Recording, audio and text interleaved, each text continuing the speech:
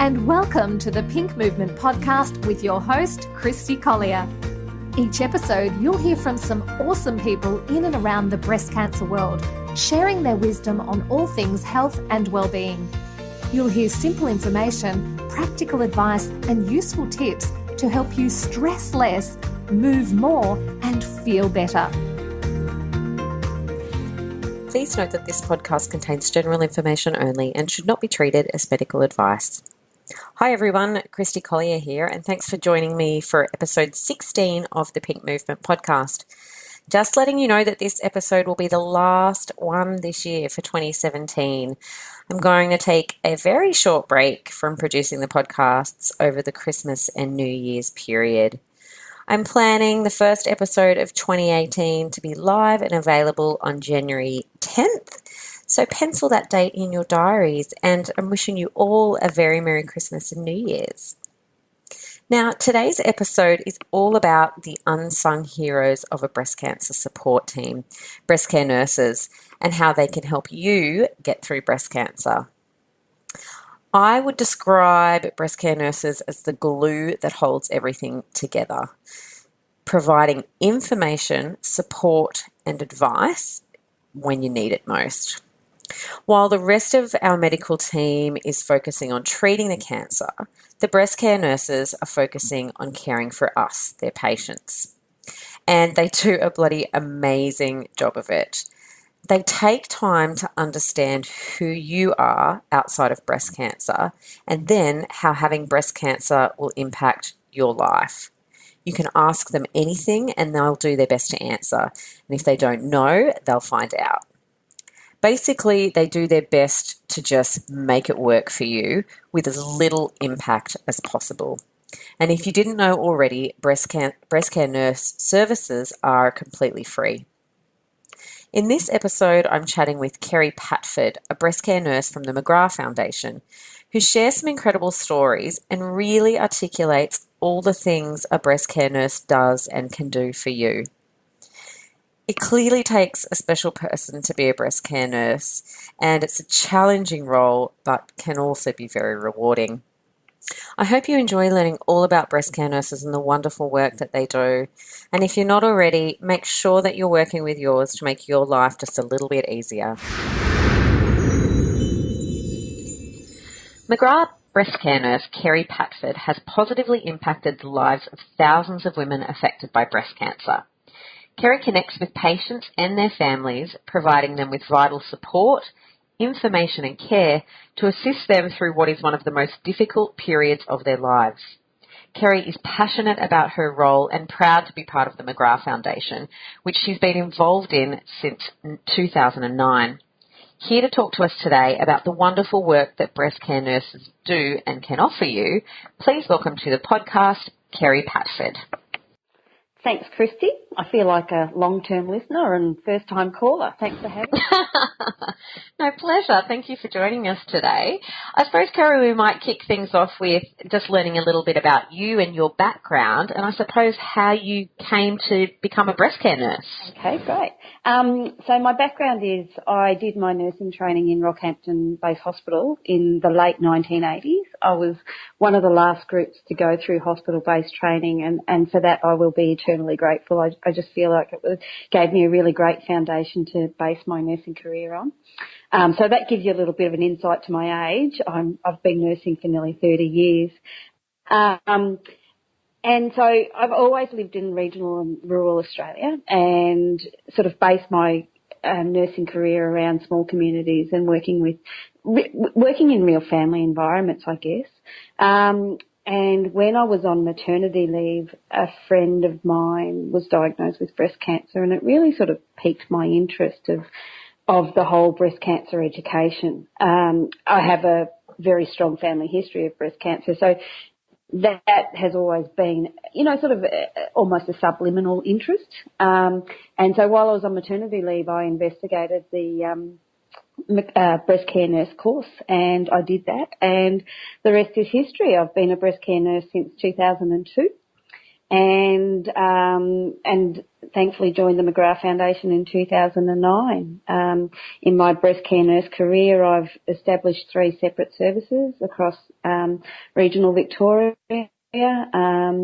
I've since completed my master's in breast cancer nursing, and I can't imagine doing anything else now.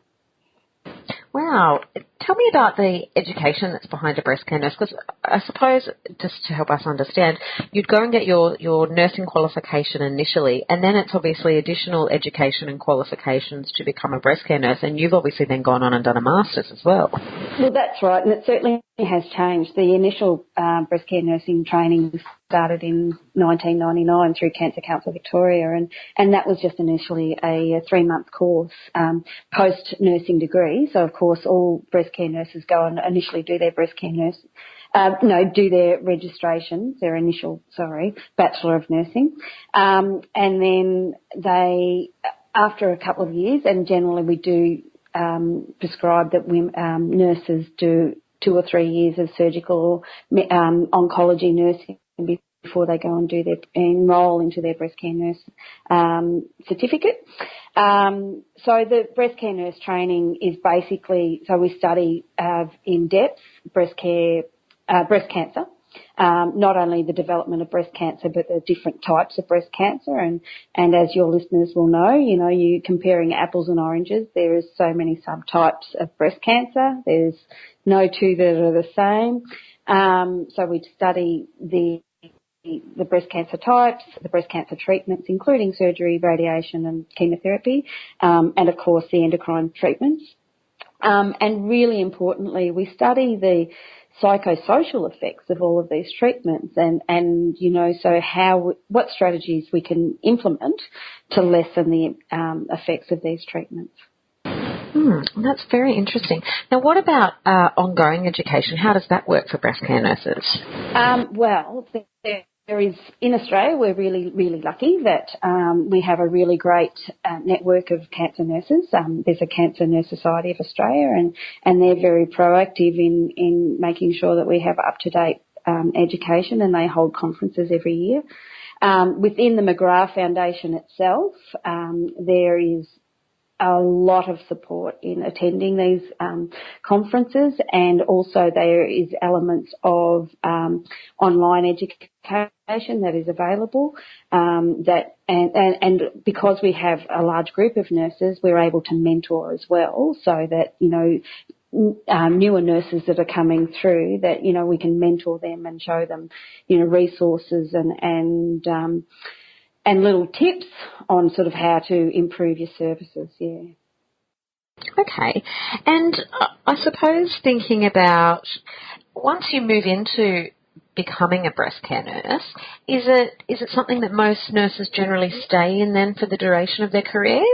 Look, I think so, yeah. The trouble with it is it is a very intense job.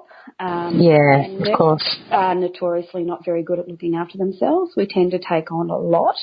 And sometimes, when you're having a tough day, it's pretty tough not to take your work home with you. So we do encourage a lot of self-care, but we also do see a lot of burnout. But I think that that's pretty evident within the whole nursing demographic, not just breast care nurses. Sure. And look, I mean, the reality of breast cancer is that not everybody does make it. So I would imagine as a breast care nurse, these are the things that you also have to deal with, which would be very challenging. And I think that that's probably the toughest thing to get through, is that you see people that do absolutely everything right. And when I say everything right, they go through really intense treatments. They don't even have the risk factors before they develop the breast cancer. So you see these people that just develop these really random, nasty breast cancers, and they go through really intense treatments, and it's still not enough, and that's really tough. And we do become particularly involved. Breast care nurses, I think the best part of the job is that we do form real relationships with our patients. We get to know the patient, we get to know their family, and so that often we can see what sort of trauma it's going to bring when the patient does die from breast cancer. And to a certain extent, I feel like I've lost. That, you know, I haven't done enough. It's not a personal thing. It's just like, wish it could, and I really, really wish it could be different. Gee, that must be incredibly hard. I mean, it's not something, you know, we even sort of talk about a lot, I suppose, because the majority of people do get through breast cancer these days. The survival rate is high, but. And you're exactly right. You know, we have a survival rate of 95%.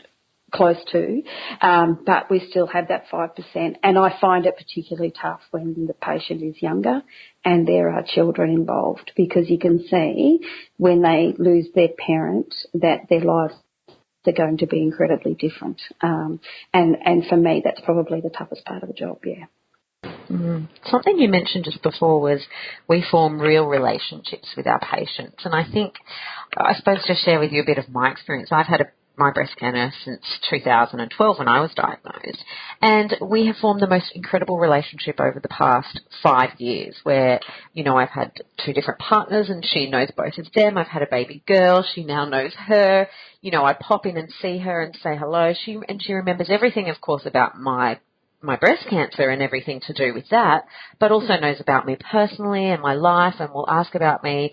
And it really is such a unique relationship. And, you know, we'll get into the question of a minute of, you know, what breast care nurses actually do, but the relationship side of it is just so prominent. And, you know, I think as a breast cancer patient, you're so grateful for that in that time, and especially having somebody to talk to at any time of the day and, you know, ask any question, say, you just seem to know everything that we need to know. Well, you know, I think that if you spoke to any breast care nurse, they would say that the best part of the job is being let into people's lives. And for us, it's a real privilege because we are let into a patient's life when they're incredibly vulnerable. Their life is full of crisis and they have all of these unknowns. And so maybe, you know, that allows the guard to be down a little bit and let us in a little more. But I completely agree that the best part of the job is the relationship. I get to know the patient, I get to know their family, I get to know their circumstance, you know, I get to know their pets, and you know, all of that stuff is really great, and that's what life is about. And you know, I am so grateful for that, and I don't know of any other jobs that allow me to do that. And I think that probably how I would best describe my job is that there are medical and surgical and oncological specialists that care for the patient and the cancer, and we really, really care for the patient. You know, we don't treat the cancer, we treat the patient. And I think that that's really important, and that's what the patient hangs on to, because, you know, while they're taking all of these dreadful treatments, that, well, what's left? And we're the ones caring for what's left. That's a really interesting concept where those other modalities treat the cancer, but the breast care nurse treats the patient. And in saying that, I am no way diminishing the role that of course specialists make, because, you know, we are part of a team and it's all really, really important. But, you know, cancer is only one aspect of that patient's life. And I think the breast care nurse gets that we need to keep patients living and doing what they need to be doing to get through the cancer treatments. Yeah, absolutely. And it in no way is diminishing those other roles. I mean, everybody, as we know, you know, there's such a huge team involved around you when you have breast cancer, and each element of that plays their little part, I suppose. And this is the part of the breast care nurse. Yeah. And, you know, for me, that's a really good way of explaining what I do. Okay, well, let's go into delving a bit more into that. So we're sort of talking about how breast care nurses can help those of us affected by breast cancer and all the things they do. So let's start with just asking a very simple question, what is the primary role of a breast care nurse? Okay, so in a 15-second, you know, little spiel, I provide information and support to women and their families who have been directly affected by positive breast cancer diagnosis. So someone that has a breast cancer diagnosis, I am able to assist them to navigate all their treatments. So you're the person we go to with all those questions. We're too scared to ask the oncologist or the breast surgeon or whoever it might be. Absolutely. And the other thing is that we don't have the time constraints that those specialists have. And so I think that, while they're seeing the specialist for 10 minutes and they've got all of these questions and most of them relate to the surgery or the chemo or the tablets or the radiation. And then they're able to come out to us and say, am I able to wear a bra? Where do I buy a prosthesis from? I do swimming with the kids. How's that going to work? Or, those sorts of questions. So it's the questions that they often don't feel terribly comfortable asking their specialists, but it's still really important to them. Yes, yeah, and obviously they're just examples of some of the things you get asked. I'd imagine there'd be all range of things that you're... Every now and then I get a curly question and I think, gosh, I haven't been asked that before. But unfortunately, breast cancer as a treatment in particular is a very well-trodden path. So there's not too much we haven't been asked before, yeah. Yeah, okay, fantastic. So obviously it's providing information and support and advice. I know personally with my breast cancer, saw it as my one-stop shop. So she was my central point of contact for all of those other areas and was able to answer my queries. If I needed an appointment that I wasn't sure how to make, I would go to her and she would be able to help me with that. It really is, and I know from my personal experience, such an invaluable part of breast cancer, being able to utilise that breast care nurse. And even my mother went through breast cancer many years ago. Breast care nurses weren't really around back then, so they didn't have, they were just sort of starting out. They weren't everywhere, I suppose, like they are today. And there just wasn't that central point of contact, that one where she could go and ask those questions or ask about an appointment or should I be going here and doing this or should I be doing that? So the introduction of breast care nurses Australia-wide through the McGraw Foundation and obviously through other hospitals and services surely has made such an impact on the lives of breast cancer patients right around the country. Well, we hear every day, our patients, even if it's just oh, thanks, you really get me, or thanks, I wouldn't have known what to do. And I think really importantly too is that, for women that live in the metro areas, the experience when you live in the country is completely different because we don't have one-stop shops for cancer treatment.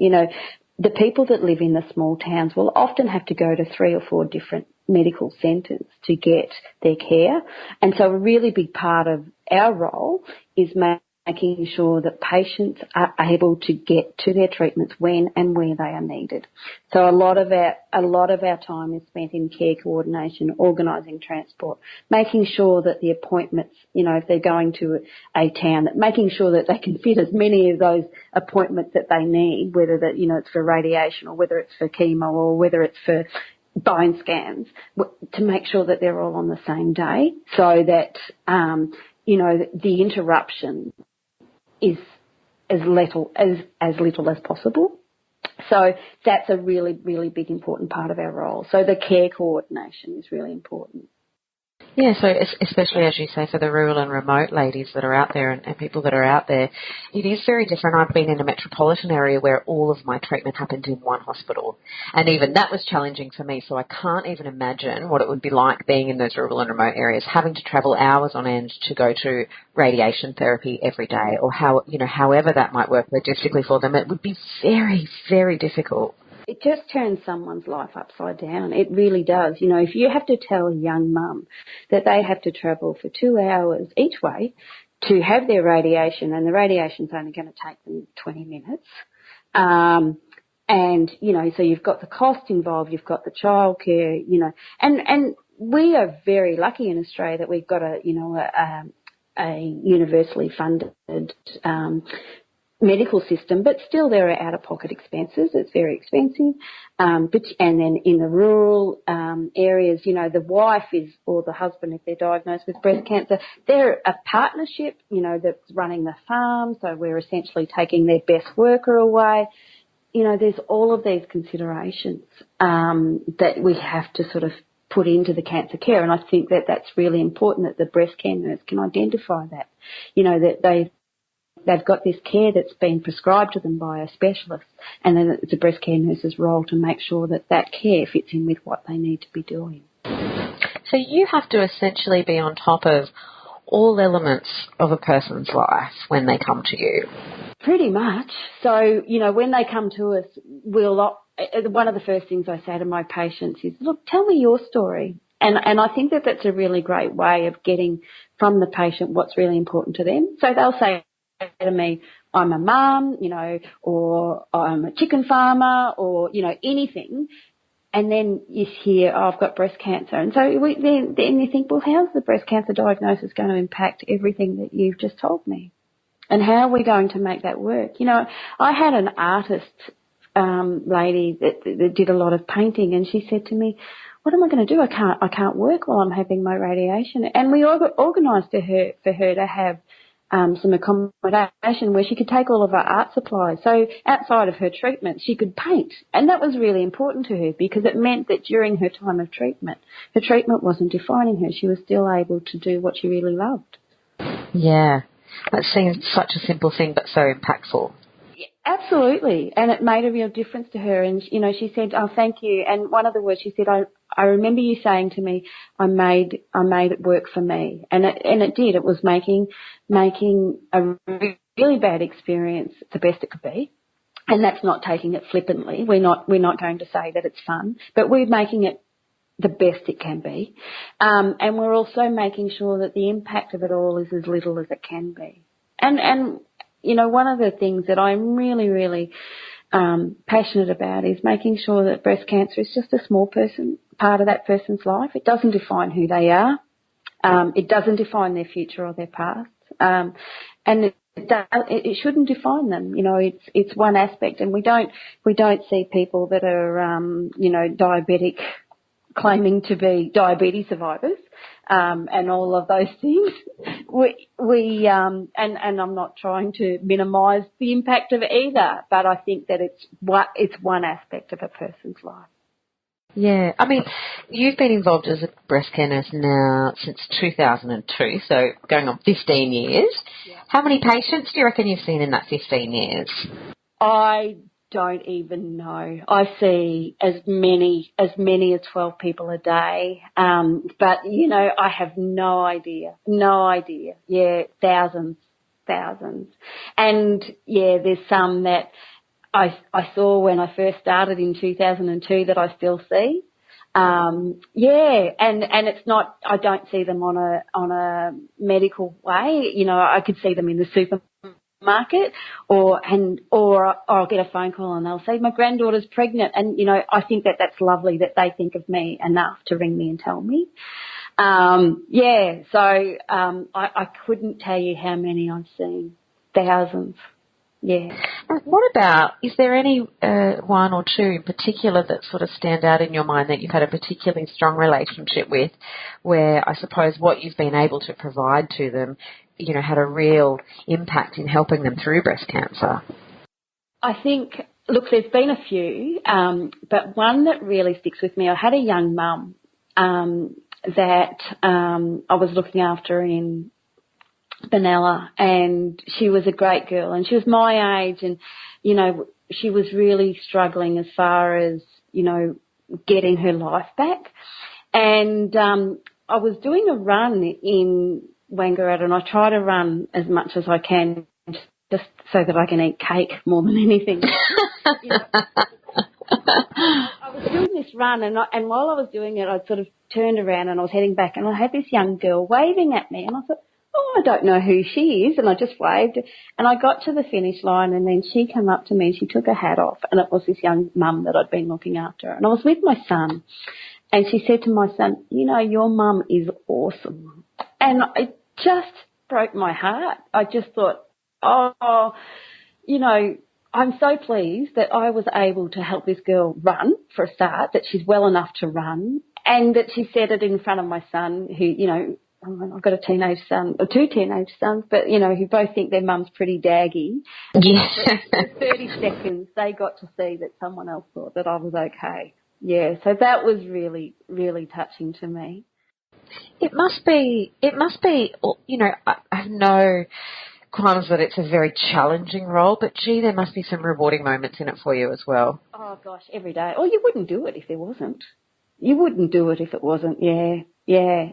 Absolutely. There is as many good and there's many bad. And I think part of it is, our patients are probably the easiest part of our job. We work within a very imperfect system. So our patients are sometimes the best part of our job. It's navigating the system from a worker's point of view. That's sometimes the trickiest part of our job. Yeah.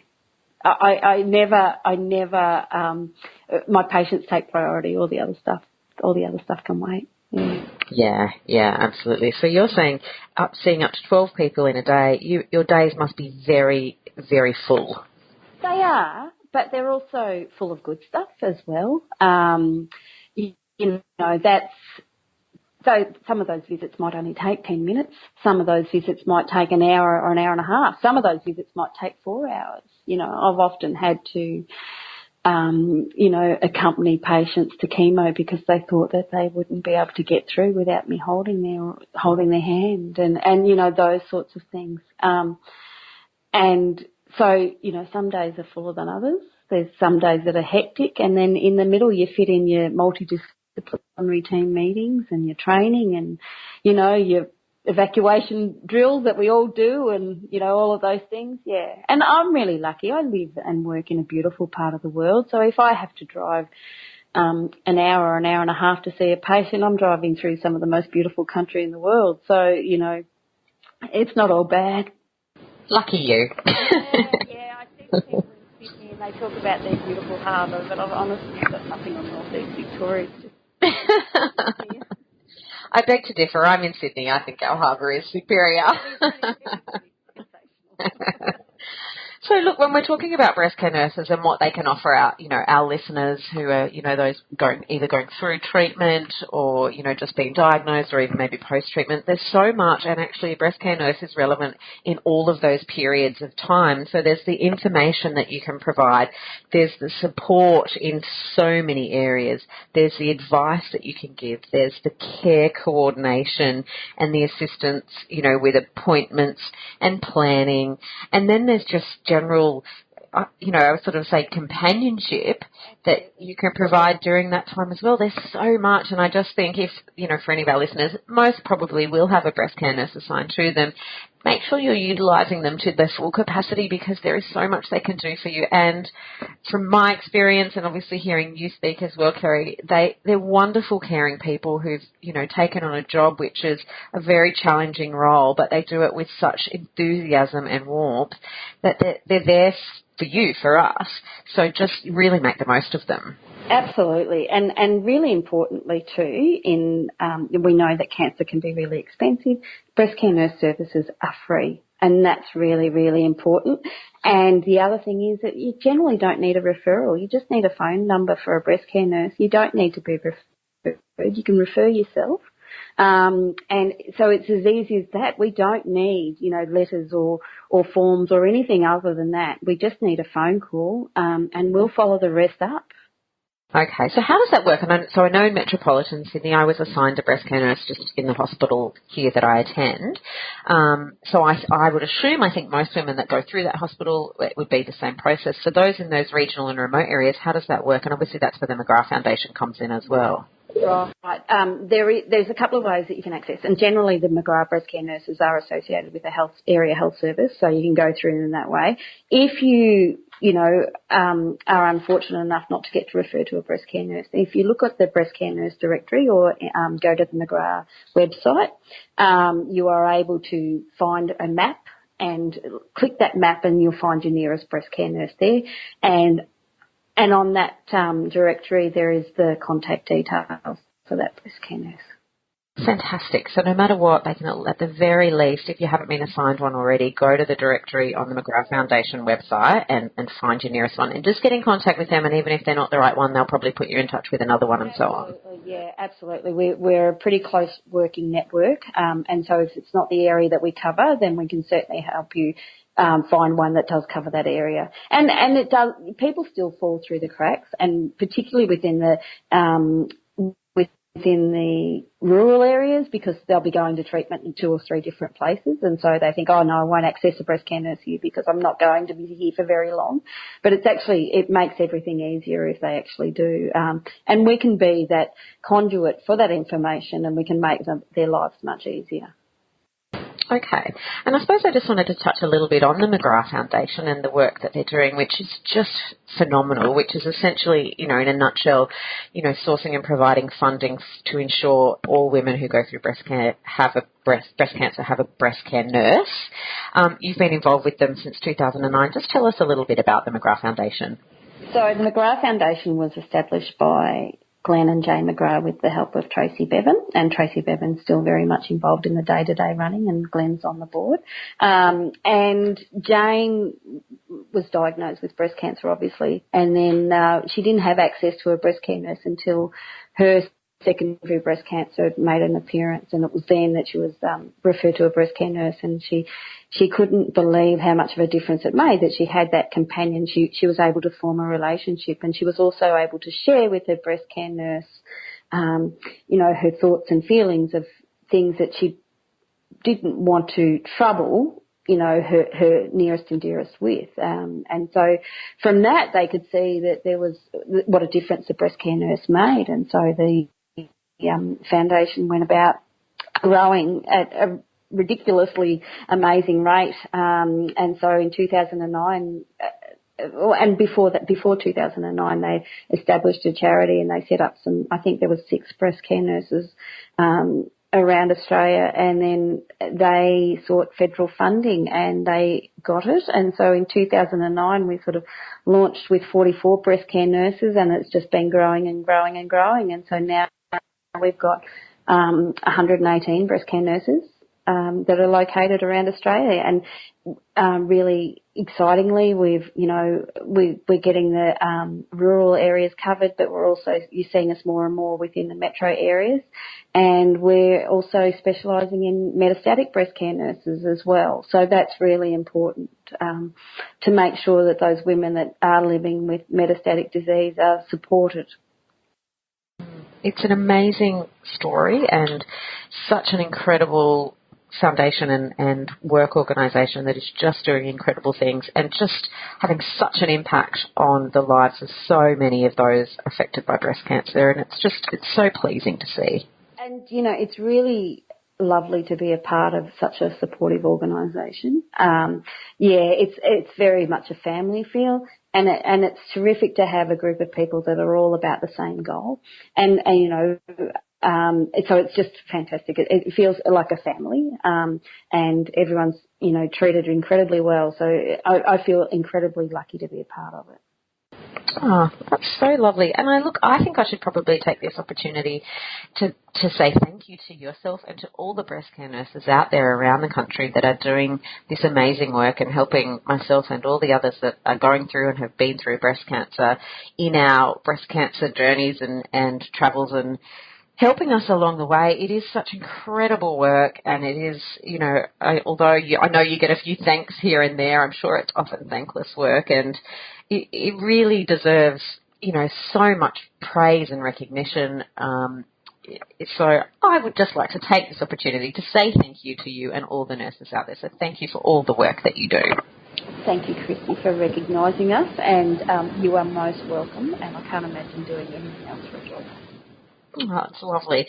Well, look, that probably wraps us up for today, Kerry. So thank you so much for taking the time out today and sharing with us all of the ins and outs of a breast care nurse and how they can help us through our breast cancer treatment and recovery and our life during breast cancer. There's so much that can be on offer, and I'd really, again, like to encourage our listeners, if you're not utilising your breast care nurse, make sure you do, and if you don't have one, go to the McGraw Foundation website and find the nearest one in your area and look them up and make sure you get in touch, because it will just make your life from a little bit to a lot easier during this period. Yeah, and no one's saying that, it's a great time, but we're always saying is that let's make it as easy for you as possible, and we're all really well trained, and we'll do what we can to make it as good as it can be. And I just wanted to take the opportunity, I know that it's a podcast so anyone could listen at any time, but I just wanted to wish everyone a very Merry Christmas. and very safe time, and I hope that everyone gets to spend some time with the ones they love the most. So thank you. Fantastic. Thank you, Kerry. Thanks so much for joining us today. And look, keep up all the good work. Thanks for listening to the Pink Movement podcast. For episode notes, links and downloads, head to thepinkmovement.com.au. Like what you're hearing? Join our Facebook page, subscribe through iTunes, and while you're there, provide a quick review. Want to help out? You can support the ongoing production of this podcast by becoming a patron. Find all the details on the website. The Pink Movement Podcast, helping you to stress less, move more, and feel better.